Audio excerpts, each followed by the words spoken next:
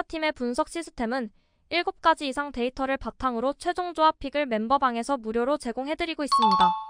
사이다팀의 멤버방 문의는 영상 하단 댓글 클릭 후 링크로 문의해주시면 무료 멤버방 입장 도와드리겠습니다.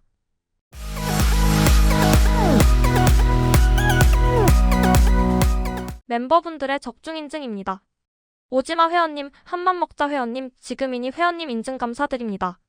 적중하신 멤버분들 모두 축하드리며 무료 멤버방에서 모든 경기 핸디캡 및 언오버 최종 조합에 도움을 드리고 있습니다. 적중률 높은 사이다팀의 최종 픽 문의는 아래 하단 고정 댓글 확인 부탁드립니다.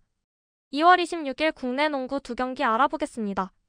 첫 번째 경기는 홈팀 부산 KCC 대 원정팀 고양 손호 경기 알아보겠습니다. 홈팀 부산 KCC는 주축 선수들의 복귀와 함께 상승세를 그릴 줄 알았으나 브레이크 이전 7연패라는 최악의 성적을 받아들였다. 이런 상황에서 분위기 재정비와 함께 다시금 상승세를 도모하려고 했겠지만 또다시 최준용, 송교창이 부상으로 빠졌다.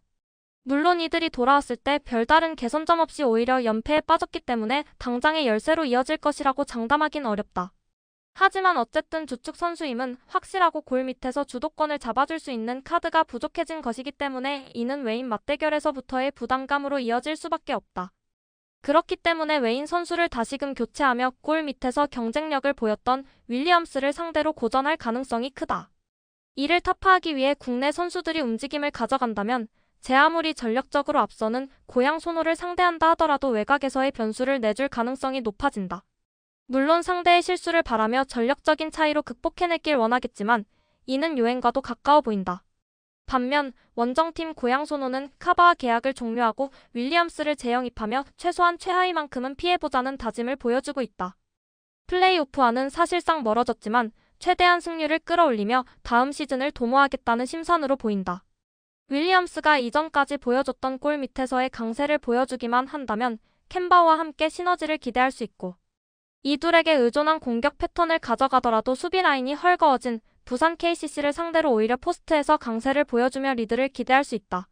물론 코치들의 전술이나 원정 경기를 치른다는 점은 제 아무리 유리한 구도라 하더라도 더 큰 변수가 될 수 있겠지만 윌리엄스가 1옵션 역할을 해준다는 것이 이제도 정희재, 번즈, 최승욱, 임동섭 등으로 이어지는 라인을 활용할 수 있는 결과로 이어질 것이기 때문에 접전 상황이 펼쳐졌을 때 오히려 공격 위주의 운영을 가져가며 강세를 보여줄 수 있을 것이다. 다만 로테이션을 안정적으로 가져갈 수 있는 것과 대비해 주 득점원이 많지 않다는 점은 많은 득점을 기대하기 어려운 요소다. 사이다 팀의 최종 프리뷰 알아보겠습니다.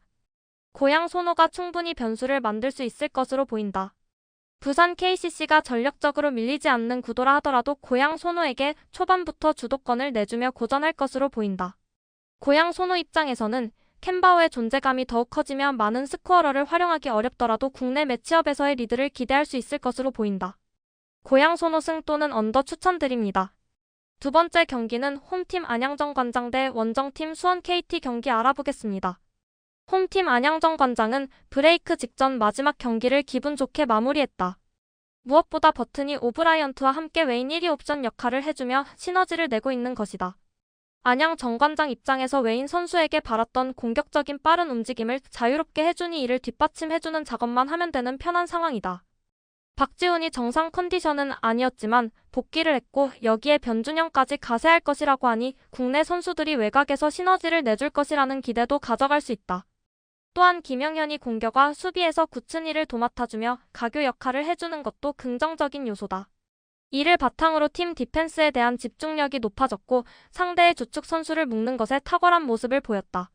그렇기 때문에 수원 KT를 상대로도 웨인 맞대결에서 제공권 싸움을 쉽게 밀리지 않을 것이고 상대의 주 득점원인 허운을 상대로 강한 압박을 주며 실점을 최소화한다면 변수를 노려볼 수 있을 것으로 보인다. 또한 정효근이 팀을 떠난 뒤 김경원, 한승혜, 정준원 등이 그 역할을 해주며 공백이 크게 느껴지지 않는 것도 강점 중 하나다. 반면 원정팀 수원 KT는 해먼즈가 최소한 득점에서만큼은 쉽게 밀리지 않고 있지만 국내 선수들과의 시너지는 확실하게 내는 모습이 아니다. 이전 수원 KT의 강점이었던 견고한 수비 라인과 함께 허운과 웨인 선수의 투맨 게임으로 상대가 알고도 막아내지 못하던 공수 패턴을 보였던 것과 다르게 허운이 개인 압박을 받기 시작했을 때 공수 밸런스가 조금은 어긋나는 모습을 한 번씩 보이고 있다. 그래도 문정현, 박준영, 한희원, 하윤기 등으로 이어지는 라인이 허웅과 함께 뒷받침해주는 모습을 보여주고 있는 것은 긍정적인 부분이다. 그렇기 때문에 안양 정관장을 상대로 외인 맞대결에서 비교적 고전하더라도 허운을 필두로 한 외곽을 통해 변수를 기대할 수 있는데 당장 로메로를 교체하고 목건을 재영입하는 과정에 있다고 알려진 상황에서 외인들의 교통정리가 확실하게 되지 않은 점은 변수다.